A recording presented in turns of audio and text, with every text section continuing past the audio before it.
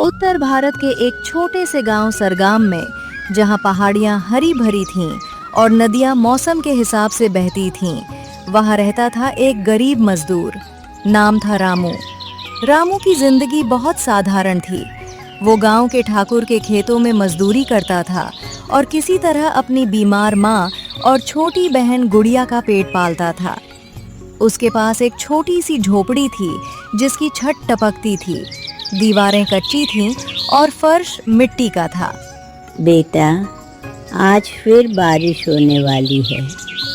मुझे अपने घर के बारे में डर लग रहा है। तूने छत पर कोई कुछ किया? माँ, मैंने तो पुरानी चटाई रख दी है, लेकिन पता नहीं कितना टिकेगी। मैं कल से सोच रहा था कि नई छत डलवाऊं, लेकिन पैसे कहाँ से लाऊं? भैया, क्या फिर बारिश हमारे घर में आएगी? जब पानी आता है ना तो मुझे बहुत डर लगता है। हमारी सारी चीजें भीग जाती हैं। बेबी, डर मत, भैया है ना तेरे साथ। भगवान करे इस बार बारिश ना हो, लेकिन अगर होगी तो हम मिलकर झेलेंगे। तू अपनी चटाई लेकर माँ के पास बैठ जा, मैं सामान उठाकर ऊंची जगह रख दूं। उस रात आसमान में काले बादल छा गए, बिजली चमकी और कड़कड़ाती गड़गड़ाहट हुई। पहली बूंद छत पर गिरी, फिर धीरे धीरे एक के बाद एक बूंदें आने लगीं। कुछ ही देर में मूसलाधार बारिश शुरू हो गई। रामू की झोपड़ी की छत कुछ ही देर में टपकने लगी। पानी के छींटे फर्श पर बिखरने लगे। माँ, गुड़िया, जल्दी उठो, पानी आने लगा है। चलो कोने में चलते हैं, जहाँ कम पानी आ रहा है। बेटा, मुझे बहुत ठंड लग रही है। मेरी तबीयत और खराब हो गई है। भैया, मुझे डर लग रहा है। हमारा घर बह जाएगा क्या? नहीं बहन, ऐसा कुछ नहीं होगा। हम तीनों हैं, साथ है ना। बस कुछ घंटों की बात है, भोर होते ही बारिश रुक जाएगी। तुम माँ को पकड़ कर रखो, मैं बाहर कुछ इंतजाम करता हूँ। रामू बाहर निकला। बारिश इतनी तेज थी कि कुछ देखना मुश्किल हो रहा था।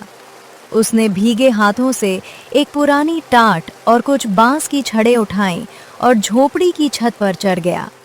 बिजली चमक रही थी, हवा इतनी तेज थी कि उसे गिरा सकती थी, लेकिन रामू रुका नहीं। उसने छत पर टाट बिछाने की कोशिश की, लेकिन हवा ने उसे उड़ा दिया। वो फिर चढ़ा, फिर कोशिश की। तीसरी बार उसे कुछ हद तक सफलता मिली। अब थोड़ी देर के लिए पानी कम आएगा, लेकिन बारिश अभी रुकी नहीं। बेटा, तू बहुत भीग गया है, अंदर आ जा, तू बीमार हो जाएगा। माँ, मुझसे नहीं होता। अगर मैं मजदूरी करने जाऊंगा और बीमार हो गया तो क्या खाएंगे हम? कम से कम पानी तो अब कम है। सुबह होते ही मैं ठाकुर के यहाँ जाकर कुछ और पैसे मांगूंगा कि छत सही करवा सकूं। पूरी रात बारिश होती रही। रामू ने पल भर की नींद नहीं सोई। वो अपनी माँ और बहन को पास बिठाकर ठंड से बचाने के लिए अपनी गोद में लिए बैठा रहा। उसके कपड़े भीगे हुए थे, उसके पैरों में मिट्टी जम गई थी, लेकिन उसने एक बार भी शिकायत नहीं की। सुबह 4 बजे जब बारिश रुकी और आसमान साफ हुआ तो रामू बाहर निकला। गांव में कोहरा था, हर तरफ पानी भरा हुआ था। उसकी झोपड़ी अभी भी खड़ी थी, लेकिन छत का एक हिस्सा बिल्कुल बह गया था। दीवारों पर दरारें आ गई थीं। ये हमारी जिंदगी है। पूरी जिंदगी इस बात की जद्दोजहद में बीत जाती है कि बारिश हमारा घर न बहा ले जाए। एक दिन मैं ऐसा घर बनाऊंगा जो न बारिश से डरेगा न हवा से। पक्का घर जहां माँ और गुड़िया सुकून से सो सके। बेटा, ठाकुर का खेत भी पानी से भर गया होगा। आज कोई काम नहीं मिलेगा। माँ, मैं आज खेत नहीं जाऊंगा।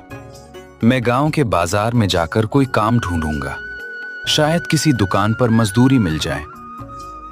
हमें हर दिन हार मानने की आदत है, लेकिन आज मैं कुछ बदलाव करना चाहता हूँ। भैया, क्या हमारी जिंदगी हमेशा ऐसी ही रहेगी?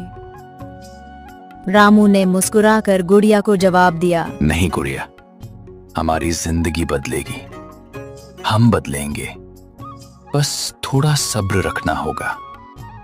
मैं आज अपनी मजदूरी की कमाई में से कुछ पैसे बचाकर एक नई प्लास्टिक की छत खरीद लाऊंगा।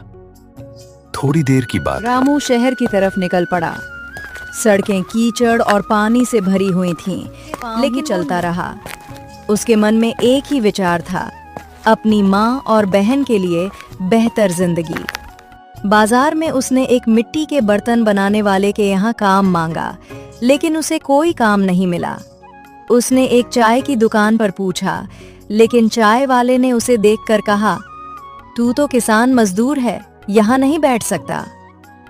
रामू को अपने नंगे पांव, फटे कपड़े और गंदे बालों पर बहुत शर्म आई। जब मेरे पास फटे कपड़े हैं तो कोई मुझे नहीं पूछता, लेकिन जब मेरे पास पैसे होंगे तो यही लोग मुझे मालिक कहेंगे। यही दुनिया है, लेकिन मैं बदलूंगा, मैं किस्मत बदलूंगा।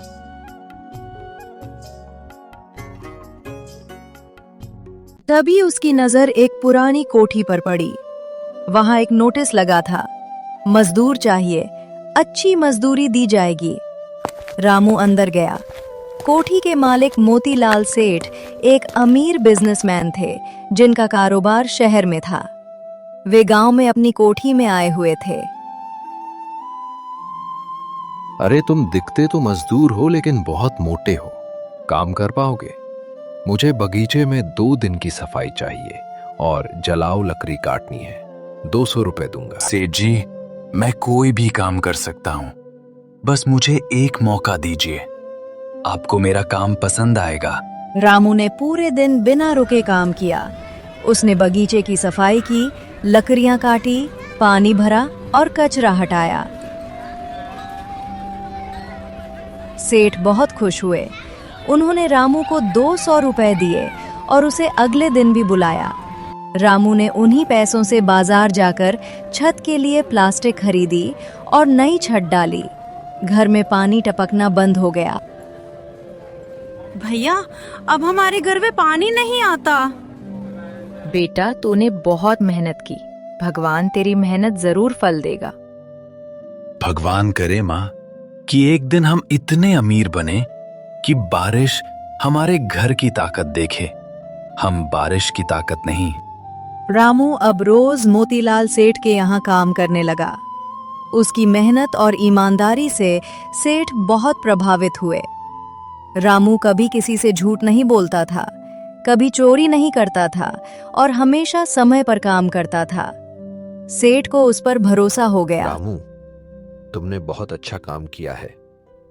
मैं तुम्हें अपनी शहर वाली दुकान पर भेजना चाहता हूँ। वहां मेरी एक छोटी सी दुकान है, उसमें सामान सजाना, गिनना और ग्राहकों को सामान देना है। 500 रुपए महीना दूंगा। खाना और रहने का इंतजाम भी मेरी तरफ से होगा। क्या कहते हो? सेठ जी, ये मेरे लिए बहुत बड़ी बात है। मैं कभी शहर नहीं गया। मेरी माँ बीमार है, बहन छोटी है। मैं तुम्हारे परिवार के बारे में सोच लूंगा। तुम्हारी माँ को दवा मिलेगी, तुम्हारी बहन को स्कूल में डाल दूंगा। बदले में बस तुम्हारी ईमानदारी और मेहनत चाहिए। मैं तुम्हें अपनी दुकान का मैनेजर बनाना चाहता हूं, क्योंकि मैंने तुम्हें बड़ी नजरों से देखा है। रामू शहर गया। उसने मोतीलाल सेठ की दुकान पर काम शुरू किया। शहर उसे बहुत अजीब लगा। पक्की सड़कें, बड़ी बड़ी इमारतें, चमचमाती दुकानें और हर तरफ भीड़। पहले कुछ दिनों में उसे बहुत मुश्किल हुई। उसे अंग्रेजी में बात करने वाले ग्राहकों से बात करनी पड़ती। उसे शहर के नए नए नियम समझने पड़ते और सबसे बड़ी मुश्किल, शहर वाले उसे गांव का अनपढ़ मजदूर समझकर उसका मजाक उड़ाते थे। अरे ये कौन है? पहले तो यहाँ कोई अच्छा आदमी बैठता था, अब किसी गंवार को बिठा दिया है। सेठ जी ने शायद सोचा कि गांव के आदमी को कम पैसे देंगे, काम तो करना पड़े वैसे, लेकिन कैसे करेगा ये? साहब, मैं नया हूं यहाँ, लेकिन मुझे सेठ जी ने भरोसा किया है। मैं कोशिश करूंगा कि आपको सारा सामान ठीक मिले और समय पर मिले। अगर कहीं गलती हो जाए तो मुझे बताइएगा, मैं सुधार लूंगा। अच्छा, हमने सोचा तुम कुछ बोलोगे नहीं। चलो, हमें ये 5 किलो चीनी चाहिए और 2 लीटर तेल। रामू ने हर ग्राहक के साथ धैर्य और सम्मान से पेश आना शुरू किया। उसने दुकान में सामानों की व्यवस्था इतनी अच्छी की कि ग्राहकों को सब कुछ आसानी से मिलने लगा। उसने दुकान के आसपास सफाई का विशेष ध्यान रखा और पुराने ग्राहकों को नई छूट देनी शुरू की। कुछ ही महीनों में दुकान की बिक्री 4 गुना बढ़ गई। मोतीलाल सेठ शहर आकर देखते हैं। रामू, तुमने दुकान बदल दी। पहले ये सिर्फ एक दुकान थी, अब ये एक कारोबार है। मुझे तुम पर बहुत गर्व है। मैं तुम्हें 2000 रुपए महीना देने लगूंगा और छुट्टियों के दिन भी दूंगा। सेठ जी, ये सब आपकी दुआओं का फल है। मैं आपको धोखा नहीं दूंगा। मुझे सिर्फ इतनी चिंता है कि मेरी माँ अकेली हैं, गुड़िया को पढ़ाने वाला कोई नहीं। मैंने तुम्हारी माँ और बहन को यहाँ शहर बुलाने का इंतजाम कर दिया है। एक छोटा सा कमरा मेरे कोठी के पीछे खाली है, वहां वे रह सकती हैं। गुड़िया को मैं पास के स्कूल में डलवा दूंगा। मोतीलाल सेठ की बातें सुनकर रामू की आंखों में आंसू आ गए और मैं हाथ जोड़कर बोला, मैंने तुम में कुछ देखा, वही मुझे मिला। ईमानदारी और मेहनत से बड़ा कोई रिश्ता नहीं होता। कुछ दिनों बाद रामू की माँ और गुड़िया शहर आ गईं। जब गुड़िया ने पक्की इमारतों को देखा तो उसकी आंखें खुली रह गईं। उसे शहर में एक अच्छा स्कूल मिला और उसने पढ़ाई शुरू कर दी। रामू की माँ अब अस्पताल में नियमित इलाज ले रही थी। उसकी तबीयत धीरे धीरे सुधरने लगी थी। भैया, मुझे स्कूल बहुत पसंद आया। मेरी टीचर ने मुझे किताब दी और कहा कि मैं बहुत होशियार हूँ। बहुत अच्छा गुड़िया, तुम मेहनत करो और बड़ी बनो। मैं चाहता हूं कि तुम बड़ी पढ़ी लिखी बनो, कभी किसी के सामने हाथ ना फैलाना पड़े। हमारी जिंदगी बदल गई है बहन, बदल गई है। बेटा, तूने हमें मुश्किलों से बाहर निकाला। भगवान तुझे और ऊंचाइयों पर पहुंचाए। कुछ साल बीत गए। रामू अब मोतीलाल सेठ की दुकान का पूरा मैनेजर बन चुका था। उसने कारोबार को इतना फैलाया कि शहर में उसकी 5 और दुकानें खुल गईं। सेठ अब बूढ़े हो चुके थे। उन्होंने कारोबार का ज्यादातर हिस्सा रामू को सौंप दिया था। लेकिन जहां सफलता होती है, वहां ईर्ष्या भी होती है। शहर का एक पुराना साहूकार था, शेखर सिंह। वो रामू को गांव का गरीब समझकर उसका मजाक उड़ाता था और उसकी बढ़ती सफलता से बहुत जलता था। शेखर सिंह मोतीलाल सेठ से बोला, सेठ जी, आपने एक गांव के मजदूर को इतनी बड़ी जिम्मेदारी दे दी है कि आपको डर नहीं लगता कि वो आपको लूट लेगा? आखिरकार वो गरीब आदमी है, उसे जल्दी अमीर बनने की आदत नहीं है। मोतीलाल सेठ हंसते हुए, शेखर सिंह, गरीबी नहीं, इंसान की नीयत होती है जो मायने रखती है। रामू की नीयत साफ है, मुझे उस पर पूरा भरोसा है। शेखर सिंह मन ही मन गुस्से से, ये रामू, मुझे इससे किसी भी तरह छुटकारा पाना है। अगर ये और ऊपर चढ़ा तो मेरा कारोबार खत्म हो जाएगा। शेखर सिंह ने एक चाल चली। उसने रामू की दुकान में एक नकली ग्राहक भेजा जो कुछ सामान चोरी करके भाग गया। फिर उसने पुलिस को सूचना दी कि रामू की दुकान चोरों की अड्डा है और रामू खुद चोरी के सामान बेचता है। पुलिस आई और दुकान में तलाशी ली गई। सौभाग्य से रामू के पास सारे बिल थे, हर सामान का लेखा जोखा था और वो साबित कर पाया कि वो बेगुनाह है। रामू, आपका रिकॉर्ड बहुत साफ है। आपकी दुकान में कोई गलत सामान नहीं है। किसी ने आपको बदनाम करने की कोशिश की है। हम जांच करेंगे कि किसने ऐसा किया। इंस्पेक्टर साहब, मुझे पता है कौन है, लेकिन मैं किसी का नाम नहीं लूंगा। वो आदमी मुझसे जलता है। उसे समझ नहीं आता कि मेहनत और ईमानदारी से कैसे कारोबार बढ़ता है। मुझे बस इतना चाहिए कि आप मेरी ईमानदारी को समझें। शेखर सिंह अब रामू के खिलाफ ज्यादा सीधा हो गया। उसने बैंक में फोन लगवाया कि रामू एक गिरोह का हिस्सा है और उसे लोन न दिया जाए। उसने रामू के कुछ ग्राहकों को डराया धमकाया कि वे रामू से सामान न लें। कुछ ग्राहक डर गए, कुछ ने रामू का साथ छोड़ दिया। रामू का कारोबार थोड़ा घटने लगा, लेकिन उसने हार नहीं मानी। जब कोई बड़ा बनता है तो लोग उसे नीचे गिराने की कोशिश करते हैं, लेकिन अगर हम डर गए तो हमारी मेहनत बेकार हो जाएगी। हम और मेहनत करेंगे और ज्यादा ईमानदार बनेंगे, ताकि कोई भी हमारी ईमानदारी पर उंगली ना उठा सके। भैया, मैंने सुना कि शेखर सिंह आपके खिलाफ षड्यंत्र कर रहा है। क्या हम कुछ नहीं कर सकते? गुड़िया, हम सिर्फ एक चीज कर सकते हैं, और बेहतर बनना। हम अपनी मेहनत बढ़ाएंगे, अपनी सेवा और अच्छी करेंगे और अपनी ईमानदारी बनाए रखेंगे। सच्चाई और मेहनत से डरने वाला इंसान कभी गलत काम नहीं करता, और शेखर सिंह की साजिशों का मुकाबला करने का सबसे अच्छा तरीका है उसे सफलता में अपनी जगह दिखाना। रामू ने अपने कारोबार को और बेहतर बनाया। उसने ग्राहकों के लिए नई सुविधाएं शुरू की। शाम को दुकान पर मुफ्त चाय और बिस्किट देने लगा और हर ग्राहक को जन्मदिन पर छोटा सा गिफ्ट देने लगा। ग्राहक फिर से आने लगे। शेखर सिंह की साजिशें विफल हो गईं। कुछ महीनों में रामू का कारोबार और भी बढ़ गया। एक दिन शाम को रामू अपनी बालकनी पर बैठा था। आसमान में बादल छाए हुए थे और उसे पुरानी बातें याद आ रही थीं। वो रात जब उसकी झोपड़ी में पानी भर गया था, जब वो नंगे पांव बाजार में भीख मांगने गया था, जब उसकी माँ बीमार थी और दवा के पैसे नहीं थे। और आज उसके पास सब कुछ था। एक बड़ा घर, गाड़ी, कारोबार, नाम और पैसा। आज अगर बारिश होती है तो मैं डरूंगा नहीं। मैं अपनी खिड़की खोलकर बारिश को देखूंगा, क्योंकि अब बारिश मेरे लिए डर नहीं है, बल्कि याद है।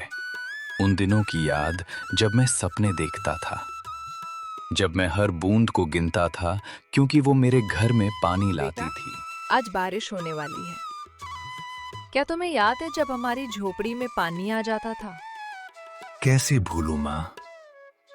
वो रात मेरी जिंदगी की सबसे मुश्किल रात थी, लेकिन वही रात मेरी सबसे अच्छी टीचर भी बनी। उसी रात मैंने सीखा कि अगर बारिश रुकने का इंतजार करूंगा तो कभी सूखा नहीं पाऊंगा। मुझे बारिश में ही भीग कर कुछ करना था। भैया, आज मेरे कॉलेज में एक प्रतियोगिता थी, मेरी जीवन की प्रेरणा पर निबंध। मैंने आपके बारे में लिखा। सब ने कहा कि बहुत अच्छा है। मेरे बारे में? मैं तो बस एक आम आदमी हूँ। नहीं भैया, आप आम नहीं हो। आप वो इंसान हो जिसने पूरी दुनिया को साबित कर दिया कि गरीबी नियति नहीं, हालात है, और हालात बदल सकते हैं अगर इरादे पक्के हों। आपने मुझे सिखाया कि डरना नहीं, संघर्ष करना सीखो। उस दिन बारिश हुई। रामू अपने पक्के घर की खिड़की पर खड़ा होकर बारिश देखता रहा। बिजली चमकी, गड़गड़ाहट हुई और बारिश की बूंदें खिड़की से टकराती रहीं। अब उसके मन में डर नहीं था, बल्कि एक अजीब सी खुशी थी।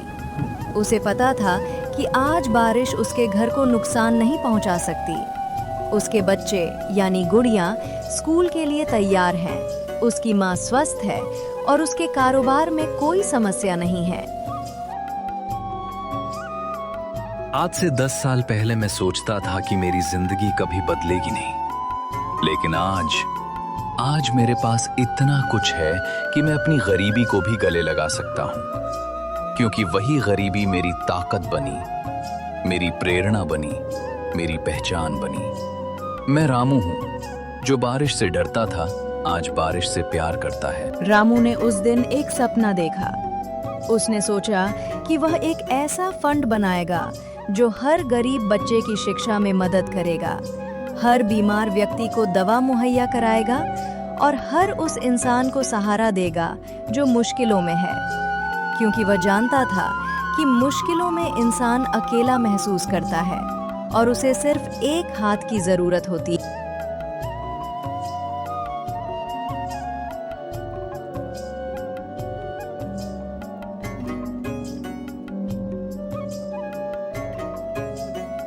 रामू अगली सुबह सेठ के घर जाता है। मोतीलाल सेठ से, सेठ जी, मैं एक नया काम शुरू करना चाहता हूँ। एक संस्था, बारिश की बूंदें, जो गरीब बच्चों को किताबें देगी, बीमारों को इलाज देगी और सपनों को पंख देगी। जैसे मुझे आपने पंख दिए, वैसे ही मैं औरों को देना चाहता हूँ। रामू, तुमने मुझसे बड़ा कोई काम नहीं चुना हो सकता।